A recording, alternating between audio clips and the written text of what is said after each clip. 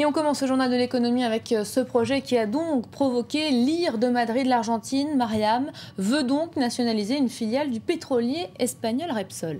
Alors pour la présidente argentine, ce n'est pas une nationalisation, mais une récupération. Fin de citation.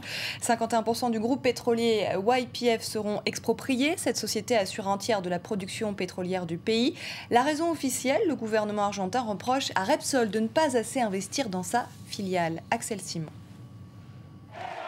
Buenos Aires sort l'arme de la nationalisation. Sous un tonnerre d'applaudissements, la présidente a annoncé l'expropriation partielle du pétrolier YPF, la branche argentine de l'espagnol Repsol. Nous sommes le seul État d'Amérique latine et je dirais même du monde qui ne gère pas ses propres ressources naturelles. Nous ne faisons que récupérer notre souveraineté et le contrôle de la compagnie. Parce que nous maintiendrons le modèle de société anonyme et nous fonctionnerons selon la législation des compagnies privées. Si cette loi passe, 51% des parts de la compagnie pétrolière appartiendra à l'État argentin et 49% aux provinces productrices. Objectif du gouvernement, remettre la main sur un réseau de 1600 stations-service.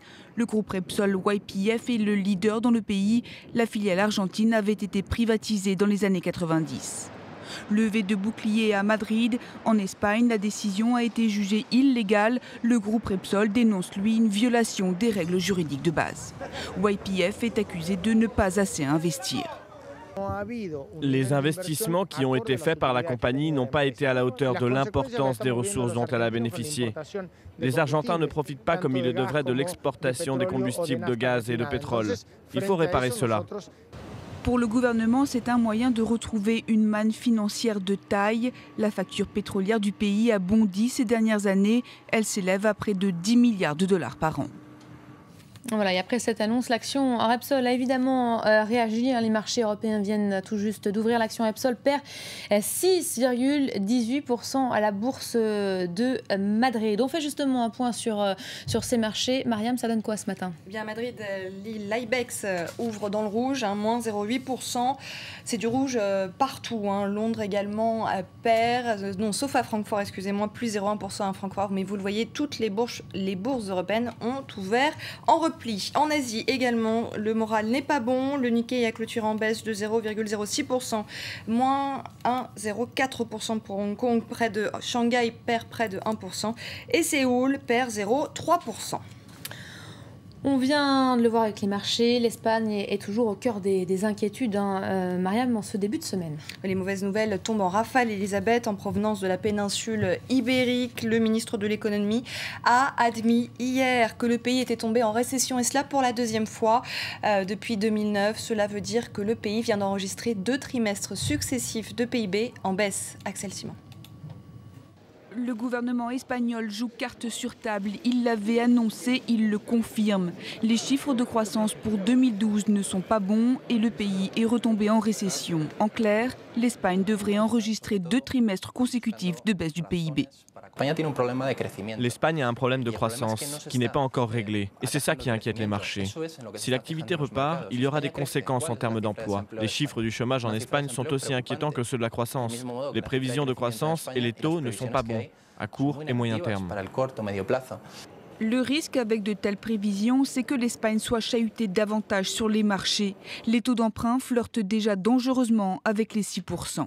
Et ce, au moment où les autres chiffres de l'économie espagnole sont dans le rouge, un chômage qui explose, une dette qui devrait augmenter en 2012 et un déficit budgétaire révisé à la hausse. L'équipe gouvernementale n'a pas beaucoup de marge de manœuvre pour rassurer Bruxelles et les investisseurs et ils sont de plus en plus nombreux à évoquer la possibilité d'un plan d'aide international comme celui dont a bénéficié la Grèce. Du coup, ils multiplient les plans d'économie, le prix à payer pour remonter la pente après 2012. Après le plan d'économie de 27 milliards de février, la prochaine étape pourrait être des coupes drastiques dans les dépenses des régions. Elles grèvent le budget de l'État et représentent plus du tiers des dépenses. On vous en parlait hier, la Banque mondiale a donc désormais un nouveau dirigeant. Il s'agit une fois de plus d'un Américain, Maria. Et oui, pas de surprise, Elisabeth. Pour cette désignation, c'est le candidat présenté par la Maison-Blanche qui l'emporte, Jim Yong Kim. Il est né en Corée du Sud, il est médecin, il est anthropologue de formation et il dirige actuellement l'université de Dartmouth. Ce n'est pas un homme du sérail, à l'inverse de ses 11 prédécesseurs. Il s'est surtout consacré à la lutte contre la maladie dans les pays pauvres. Il va gouverner cette institution pendant 5 ans à partir du 1er juillet.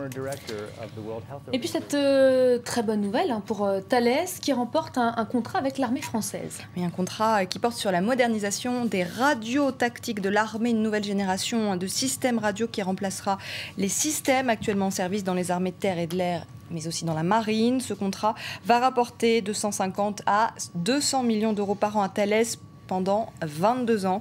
Le Premier ministre François Fillon a donné son aval alors que Bercy s'opposait à cette notification du contrat.